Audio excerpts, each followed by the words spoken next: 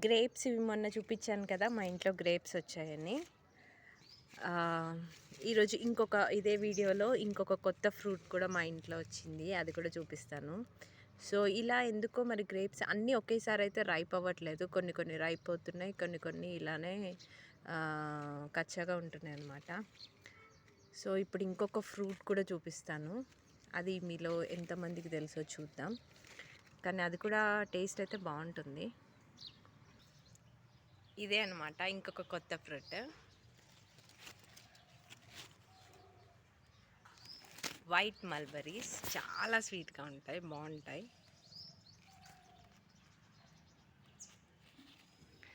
చాలా అసలు ఫ్రూట్స్ కూడా మల్బరీస్ చాలానే వచ్చాయి చూడండి.